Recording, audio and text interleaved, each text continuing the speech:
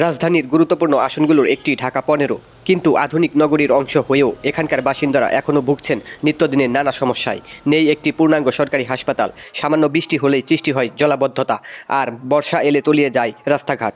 ময়লার ভাগাড় আর সরু খাল যেন নিত্যদিনের দুর্ভোগের আরেক নাম।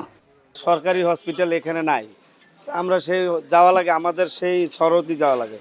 তো অনেক সময় সাধারণ মানুষ আমরা অনেক সময় ভুক্তভোগী।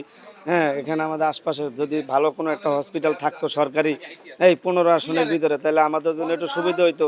প্রার্থী হিসেবে যেই হোক না কেন, আমাদের জন্য এই ঢাকা 15 আসনের জন্য একটা সরকারি হসপিটাল চাই আমরা।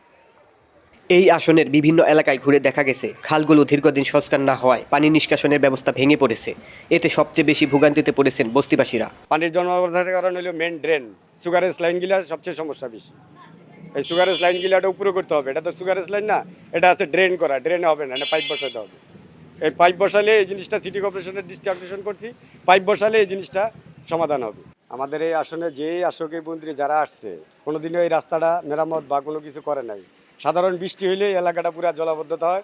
আমাদের এই আশেপাশে 2-3টা স্কুল আছে, বাচ্চারা যাতায়াত, রিক্সা উল্টা পড়া যায়, পানি আডুর উপরে উঠা যায়, এইভাবেই হয় এলাকাটা। আর আমি এই দৃষ্টি সাধন করেছি 15 আসনে যেই আসুক, যাতে আমাদের এই রাস্তাটা উন্নয়ন করা হয়।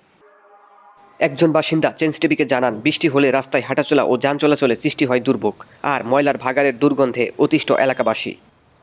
আমাদের প্রতি এই পর্যন্ত কোনো সরকার কোনো পদক্ষেপ নেয় না, এটা যেন এই খালটা খুঁজ দেওয়া করণ করে আমাদেরকে একটা সুযোগ সুবিধা করে দেবে। এই পর্যন্ত আমাদেরকে কোনো প্রতিনিধি আমাদেরকে এই পর্যন্ত দেয় নাই, এবং কি আমাদের খোঁজখবরও নেয় নাই। তো আমার একটা অনুরোধই থাকবে, সরকার যারাই আসুক, নতুন করে যারা সরকার আসবে, আমাদের এই খালটা যেন খনন করে আমাদেরকে একটু এই সুযোগ সুবিধা করে দেয়, যেন পানিটার থেকে অন্তত আমরা বাইচে থাকতে পারি। আপনার একটা স্কুল, এখানে একটা টানা, তারপরে দিয়ে এখানে মানুষ রাস্তাঘাটে যাতায়াত করে, ঠিক আছে।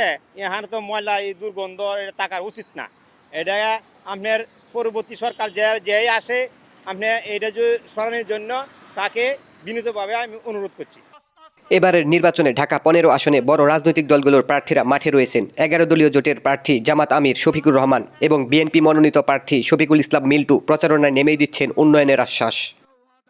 তবে স্থানীয়দের অভিযোগ, অতীতে এই আসনে অনেকেই এমপি নির্বাচিত হলেও মৌলিক সমস্যা সমাধানে কার্যকর কোনো উদ্যোগ গ্রহণ করা হয়নি।